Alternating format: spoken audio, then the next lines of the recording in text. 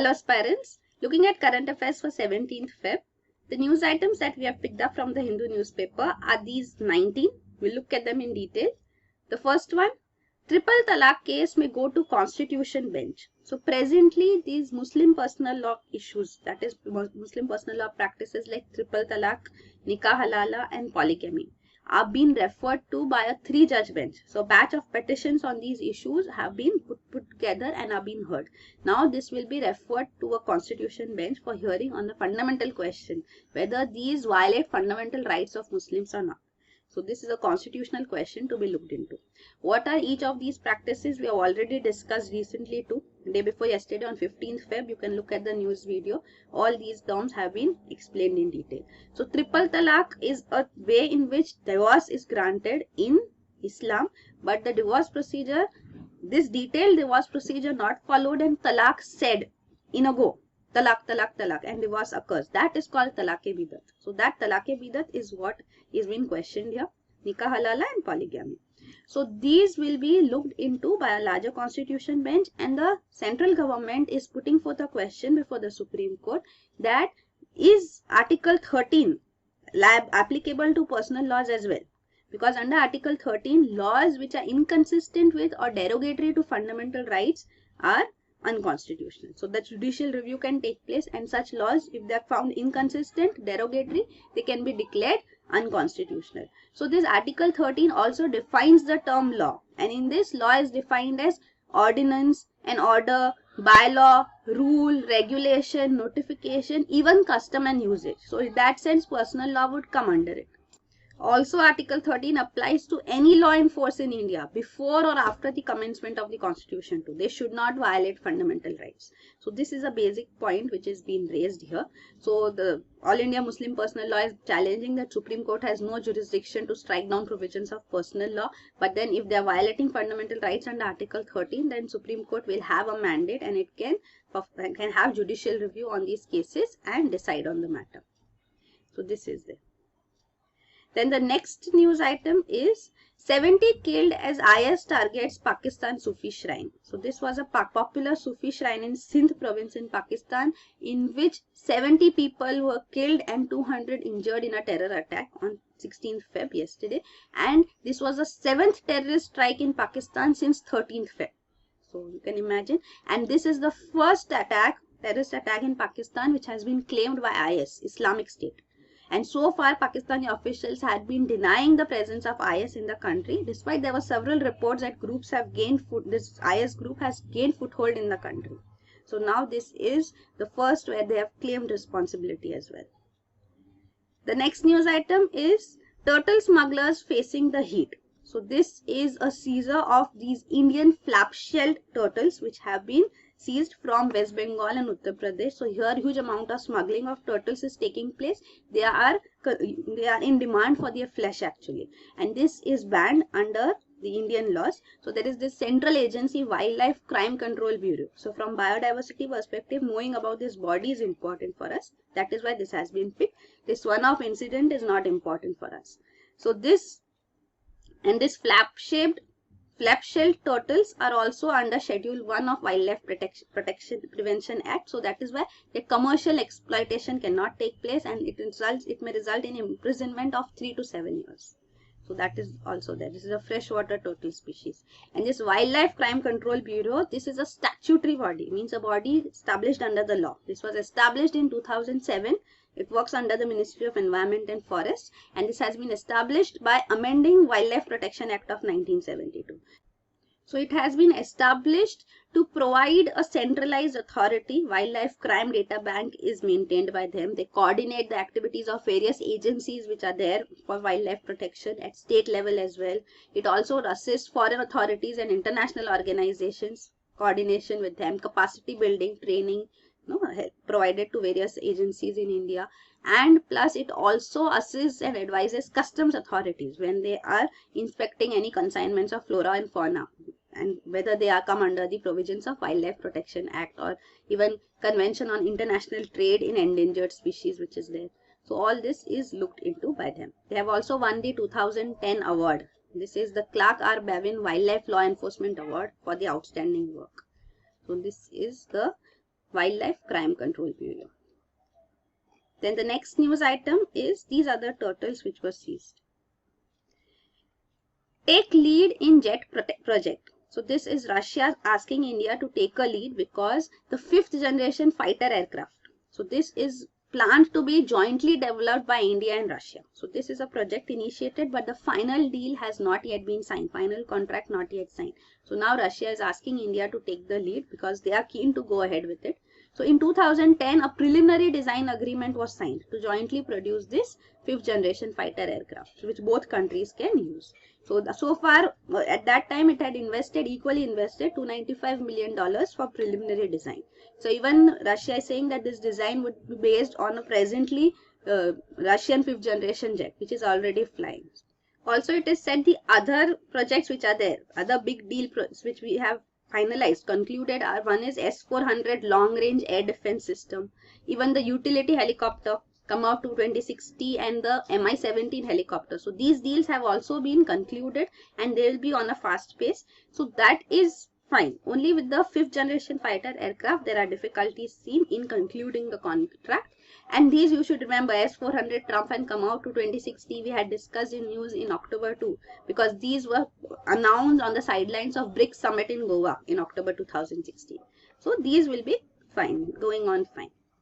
So this is regarding the various generations. 5th generation fighter aircraft means what were the earlier generations. So this is advancement in the technology used. So these used, 1st generation used turbojets for propulsion. Propulsion means pushing ahead, the thrust which is given propulsion. 2nd generation used new technologies like even guided missile, beyond visual range missiles were also put attached to these fighter jets. 3rd generation used radars, improved radars and avionics. 4th generation had multi-role capabilities, fighter aircrafts, and the 5th generation is again, this is also having stealth technology. It has even advanced multi-sensor integrated avionics with it. So that is advancement in technologies. As such, the generations are defined. And this, the only presently 5th generation fighter aircraft which is fully operational is American Raptor. The other aircraft which is there, 5th generation fighter aircraft of Russia, they are flying but they have not been fully operational yet. So this is Sukhoi T-50 and PAK-FA. Then the next news item is set up mechanism to delete sex determination ads, Supreme Court. So Supreme Court has reiterated its order that the 3 internet giants, Google, Microsoft and Yahoo, so in their search engines they have to ensure that these prenatal sex determination advertisements, online ads are deleted. So they have to set up their own in-house expert bodies. So they will look into this because this violates section 22 of Preconception and Prenatal Diagnostic Techniques, Prohibition of Sex Selection Act of 1994. So this makes sure that the sex of the fetus is not known, and preconception means before conceiving, before delivering, during the term of the pregnancy. Diagnostic techniques should not be used for sex selection or determination of, and also prenatal diagnostic techniques. So these are techniques which are used to select the sex of the fetus. Means before the time frame that these techniques are used which help in determining which sex child would be born. So that is called sex selection. So these advanced technologies also should not be used in the country. This is the act which is in force. So these are advertisements which online advertisements on prenatal sex determination. So the Supreme Court is asking all these online internet giants to ensure that such advertisements do not come forth. They should have in-house expert body and they should keep a tab on these keywords. So any result which is showing them have to be deleted. So it is their responsibility. Also earlier Supreme Court had said that a nodal agency should be set up under Ministry of Health which will receive all complaints on violation of section 22 of 1994 Act. So this is the Supreme Court direction put forth again. So this is there. A nodal agency will monitor too, that is also there. And once found, the search engines would be informed about it by the center. So the center comes to know about these complaints, search engines will be told about it and they have to block the advertisements within 36 hours. Of getting this information. So this was the Supreme Court judgment earlier too, and now they are asking that this nodal agency is in place. Plus you should have your in-house agency too, which will make sure that all these advertisements are not allowed. They are blocked. So this is there, and all this is done because sex ratio in the country is very adverse because number of girls per 1,000 boys is very low. So even this is an example of a Nellore district in Tamil Nadu. Here it is seen that not a single case has been reported for violation of the PCP&DT Act in the district, and the declining sex ratio makes it clear that violation do take place. So steps need to be taken in to ensure that this does not happen.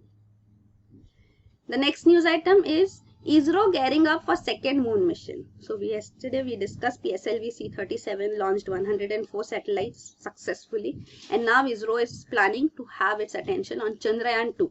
So Chandrayaan-1, the moon mission, was successful and it had completed 95% of its planned mission objectives, though it could not continue for the 2-year term for which it was planned. That was in 2008 it was launched and was expected to be there for 2 years providing information, but due to poor thermal shielding it could not function.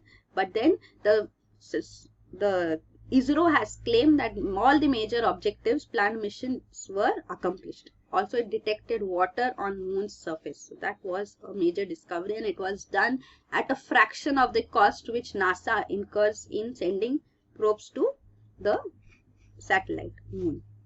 So now for Chandrayaan-2, which is scheduled to be launched in 2018, there are tests which will be undertaken. So Chandrayaan-1 was having an orbiter and a lander. This will have an orbiter, a lander and a rover also.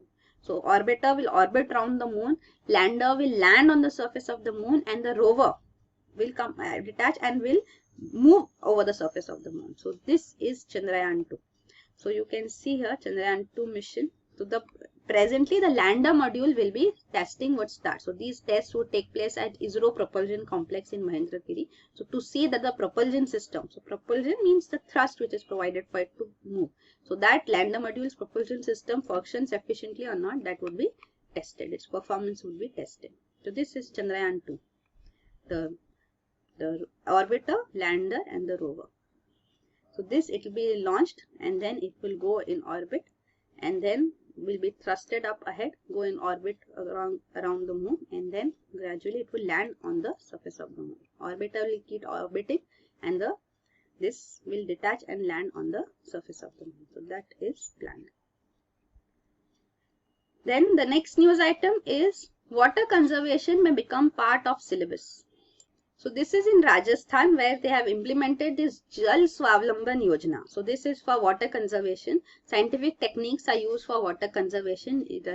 Rajasthan claims that it is the only state in the country which is incorporating geotagging and other advanced scientific techniques for water conservation works. And now it plans to make it water conservation part of the school syllabus as well, so that children are also aware of these techniques. So this geotagging, drone cameras which are used, this geotagging, what does it mean, can be seen here. So this is that where is the location of a particular entity that can be tagged. So latitudes along with the image. So generally images are clicked and shared as such, but along with the image you can also put in the location, the latitude, longitude and the location as such, description. So that is the geographical identification of that image. So that is called geotagging. So this geotagging means if you send in an image but actually you are in that place or not can be determined through this. So this geotagging has been used quite often, as to be used in government works, and this is being used in water conservation efforts as well. Then the next news item is Britain's moral failure. So this is regarding Enemy Property Amendment and Validation Ordinance. So this ordinance has been promulgated for the 5th time now. So this is an ordinance. What does an ordinance mean? Basically is a law which is made by the executive. So law making power is with the legislature. So at the central level in India, law making means the parliament would make the laws. Lok Sabha, Rajya Sabha, passed by both of them and then assent by the president. So here if the legislature is not in session, there is a provision that ordinance can be promulgated. So term promulgated means issuing, you can understand like that, but the term promulgated is always used with the ordinance. So this is the polity language, promulgating an ordinance. So this promulgation of an ordinance takes place by the executive for an urgent basis. If there is a requirement, you can't wait for the legislature to come into session, because legislative sessions are held thrice in a year.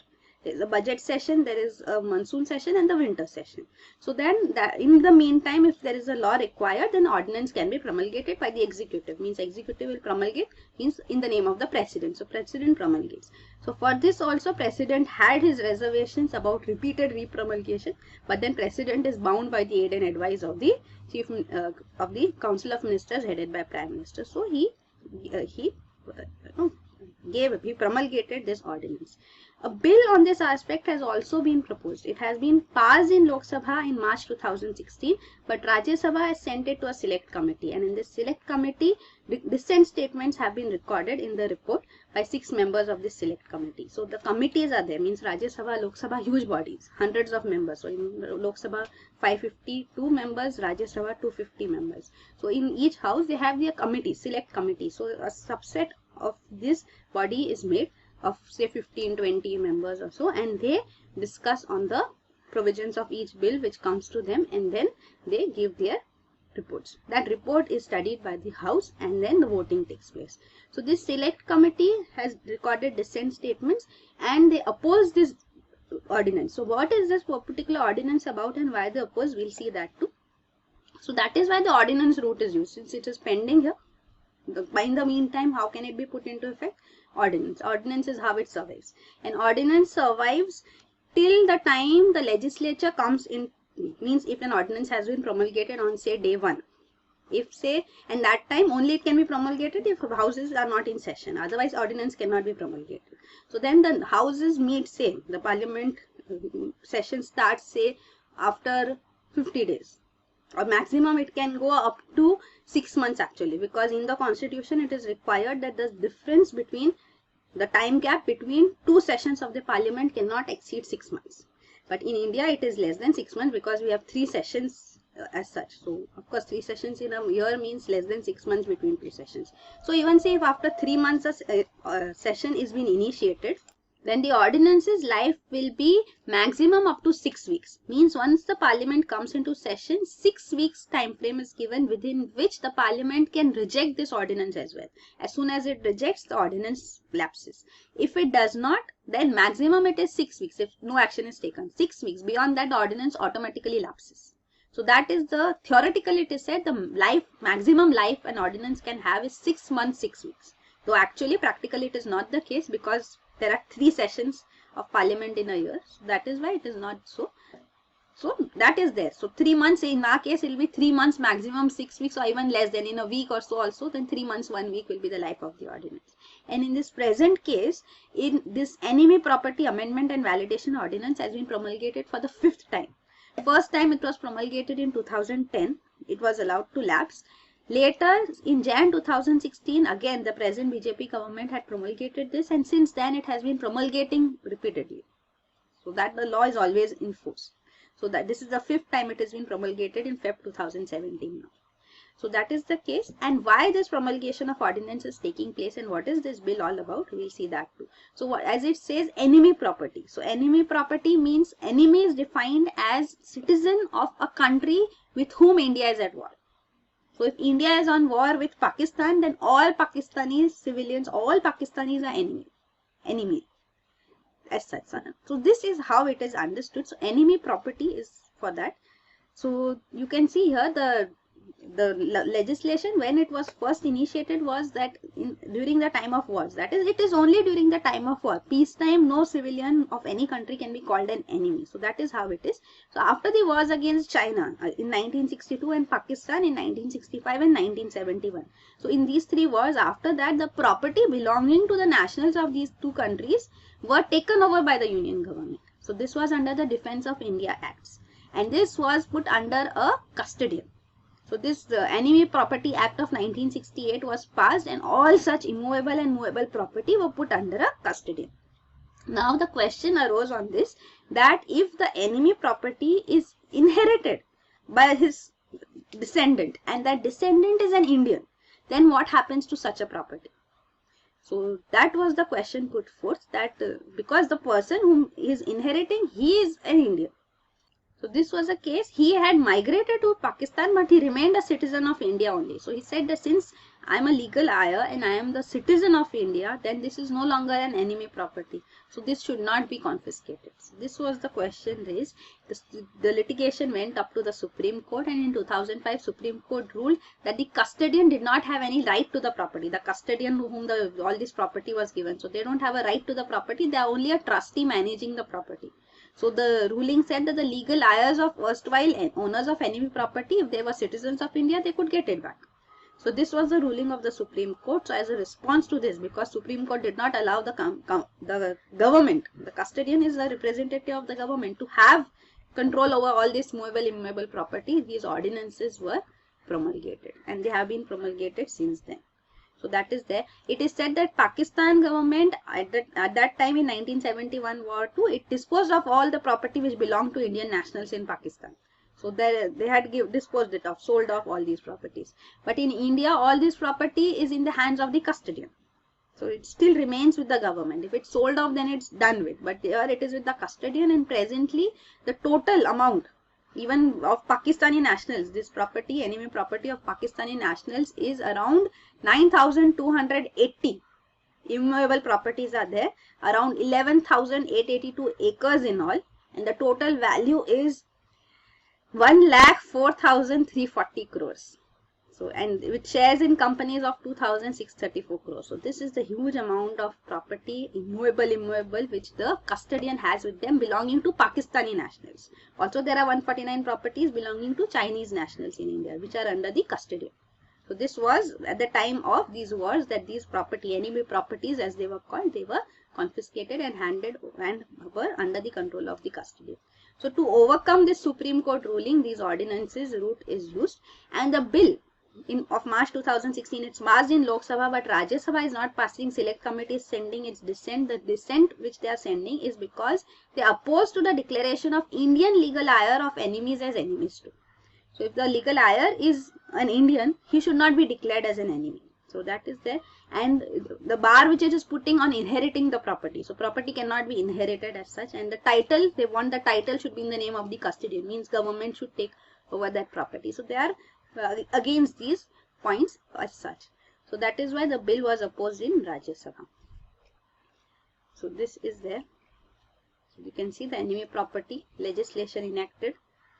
The amendment is presently done to avoid litigation. So act was enacted and then Supreme Court order came. That's why we need an amendment now. So that's there. So this is the whole gist of this. Then the next news item is India, Afghanistan take a hard line on Taliban in Moscow conference. So this is regarding the 6-nation talks which was held in Moscow recently. Earlier 3-nation talk was only held between Russia, China and Pakistan on Afghanistan issue. So Afghanistan itself was not invited. Then India was left out, which also angered us. So now we have a 6-nation talk which was held in Moscow, in which India was invited, even Afghanistan was invited apart from the 3, and also Iran was on board. And in this, Russia, China and Pakistan have put forth their view that steps should be taken to reconciliate with Taliban. So coming closer to Taliban is what they are proposing, because to fight against IS we need Taliban's help. So that is what they are, the rationalization reasoning being given by them. So here this is completely opposed by India and Afghanistan. They are completely opposed to this. So even they segregate good Taliban and bad Taliban. So this segregation, how effective can it be, is also another question. Plus also Afghanistan repeatedly blames Pakistan for terrorism on its soil. So terrorists who conduct terrorist activities in Afghanistan go and take refuge in Pakistan along the borders. They move across the borders. So Pakistan needs to act against them too, is a demand which Afghanistan has been putting forth repeatedly, but Pakistan has not been forthcoming. So that is there. And so Pakistan blames Afghanistan blames Pakistan for its terrorist troubles too. So that is there. So Pakistan talks of this good Taliban and bad Taliban. Even in 2016, we had China and Taliban officials talks undertaken. So here again, this distinguish between good terrorists and bad terrorists is being put forth. So that is what is feared presently. Plus also Afghanistan in this 6-nation talks highlighted that USA should also be taken on board, because USA is an important partner. Though now it has retreated from Afghanistan, there are only 8,400 troops as such which are stationed there. till till the last of Barack Obama's presidency. So now USA still is a major partner here, important partner here. So there is a need to have it on board to have fruitful discussions on Afghanistan's future. But Russia did not respond to that because this is Russia hosted. But it said that Central Asian countries would also be brought in and the conference would be extended to them as such. So this had been concluded here. So no final decision has such come because there will be multiple talks before finally something could be decided. Then the next news item is Supreme Court makes legal services affordable. So this is a scheme by Supreme Court. It's called Middle Income Group Scheme. So this is to provide legal services to litigants in the Supreme Court whose gross income is less. So they cannot afford these litigations in Supreme Court because they turn out to be costly. So the legal services would be provided to them. So this a governing body has been established as a society under Societies Registration Act with Chief Justice of India as patron in chief. So cases will be filed before it only through the advocates on record. So that has been proposed. And the people who would be eligible for this middle income group scheme would be whose income, gross income per month is less than, not more than 60,000 or annual income is 7.5 lakh. So that is being proposed. This has been introduced. The next news item is two-state solution remains only way for Israel-Palestine peace, insists UN. So this statement comes in the backdrop of US President Donald Trump declaring recently on 15th Feb that Washington, USA would no longer insist on two-state solution to the conflict, Israel-Palestine conflict. So Israel-Palestine conflict, there is international consensus that the peace process can go ahead only if two-state solution is accepted by all. So now USA is backtracking on this. It's saying we'll not give this commitment anymore. So UN envoy has also reiterated from West Asia that the only way to meet the aspirations of all Palestinians and Israelis is the two-state solution. We have already seen that how Israel is developing settlements on the Palestinian land in West Bank, which is resulting in the West Bank area being encroached on. So then if this is the way it goes ahead, then there will be no Palestinian land to form a separate state as such, separate country as such. Then the two-state solution becomes irrelevant. So is that what they are planning to go ahead with? That they are backtracking on two-state solution now. So that is in news. We have already discussed Israel-Palestine issue in detail. There's a separate video on it. You can go through that.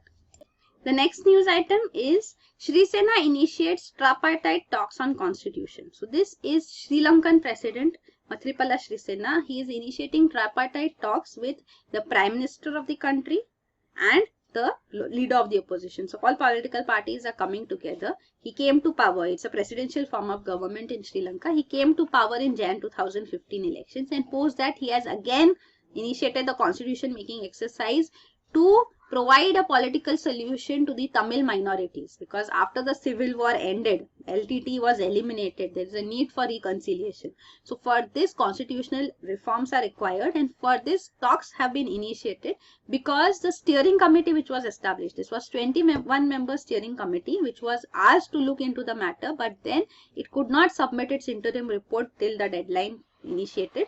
So that's why, because the different political parties have different viewpoints on different aspects, so that is why it could not submit its report to the Constituent Assembly. So the tripartite talks have been initiated to bring all together and bring in constitutional reforms in Sri Lanka for the question of Tamils.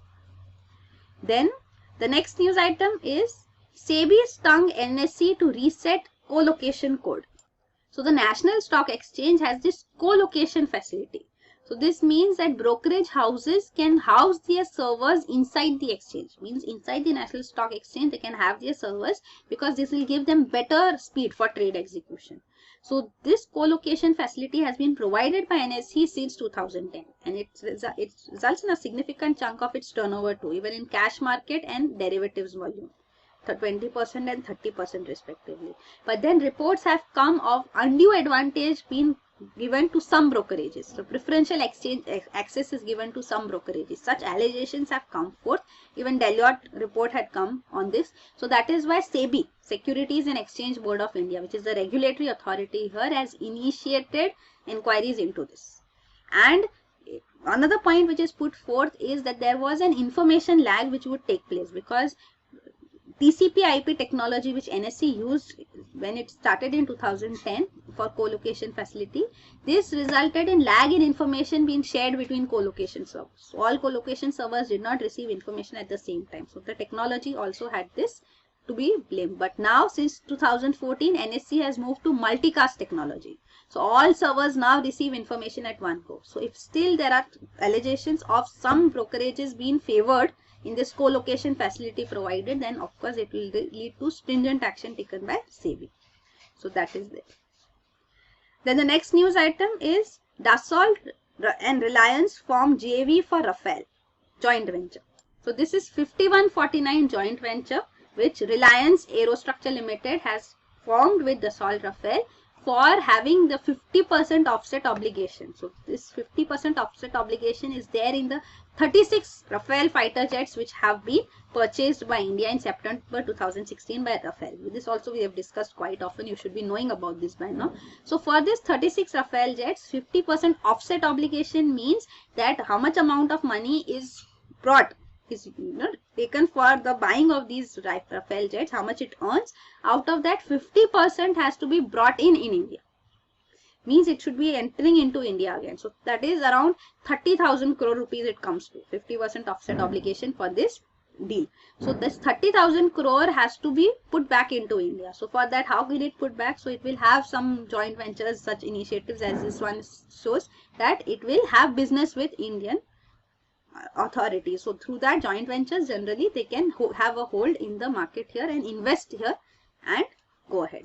So even in this investment, it is said that the facility which will be used for this is Dhirubhai Aerospace Park in Nagpur, which is there. So construction of a work on greenfield facility will start here soon, and the joint venture will also look into the idea being put forth by Defense Minister, that is the program which is there, IDDM, indigenously designed, developed and manufactured. So that IDDM program would also be the one in which they would be investing. It means promoting research and development on various projects. So this is Make in India, Skill India policies which will be supported by this joint venture. That has been claimed.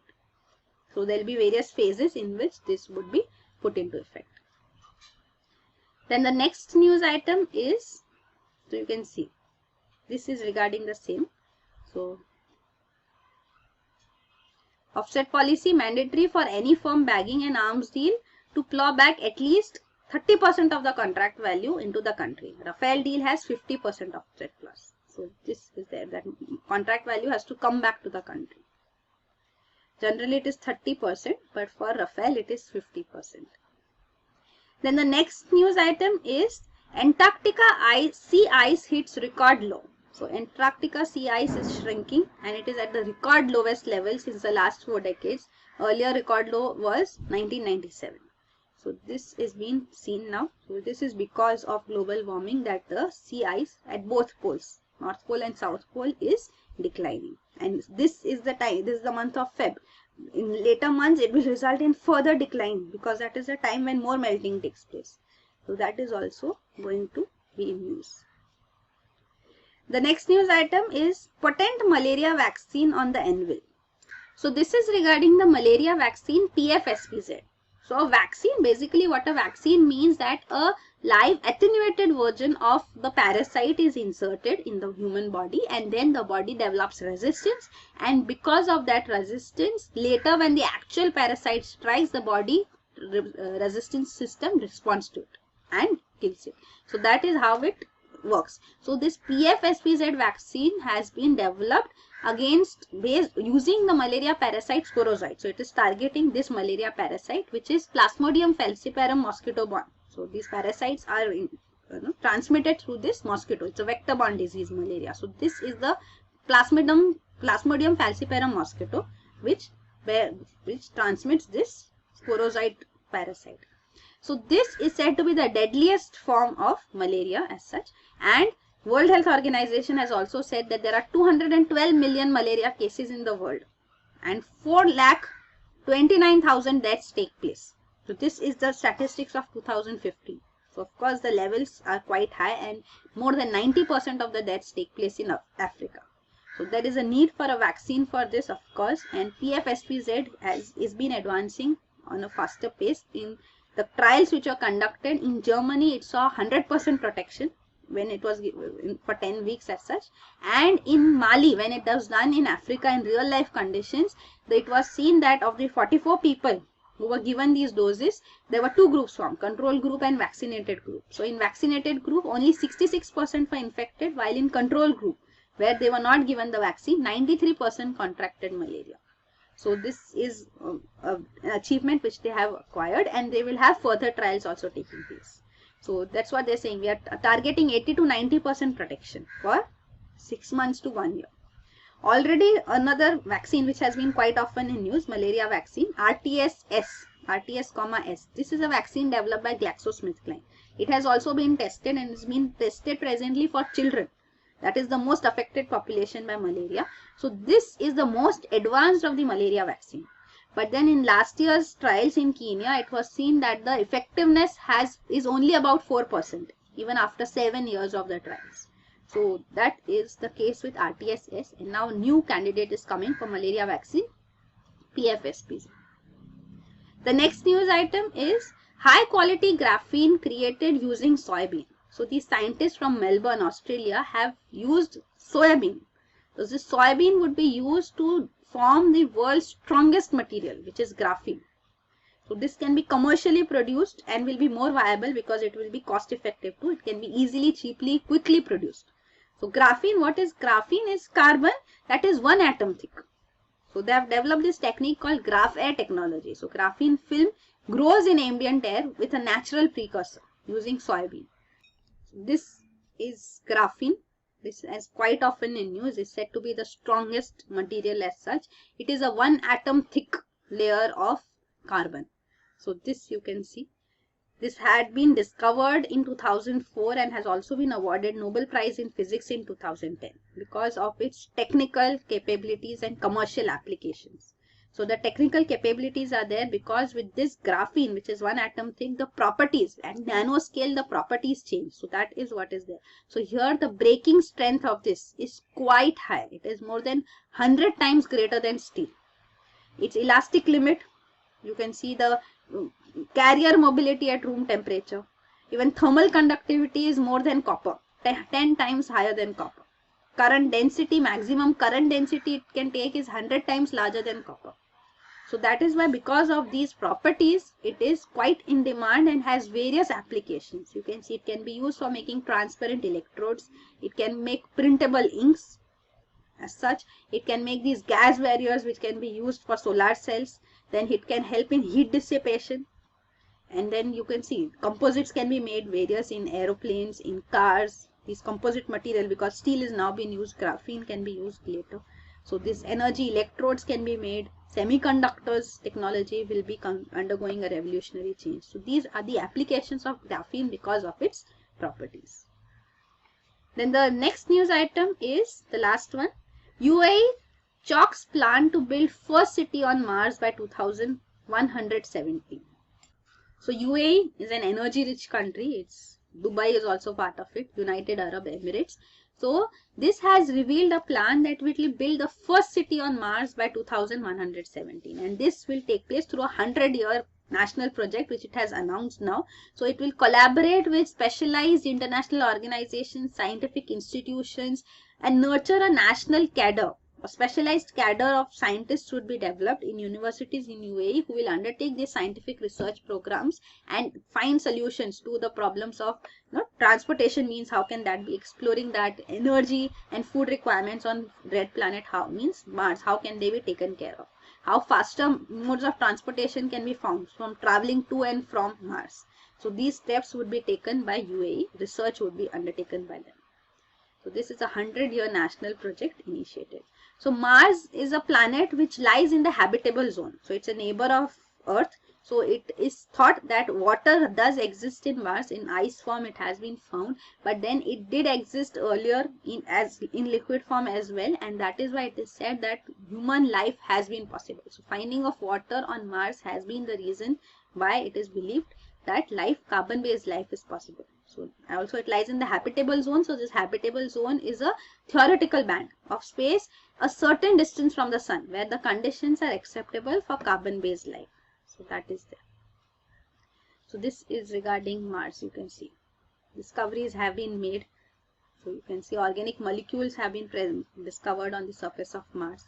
So that is why it is said that though oxygen levels in the atmosphere are not so high presently, on the Earth it is 20% plus, but then on Mars it is quite low. So let's see, it's carbon dioxide rich atmosphere. So we'll have to find ways of finding life, making life possible on Mars. And how is it to be undertaken? That will be discussed, researched on. So that is it for today.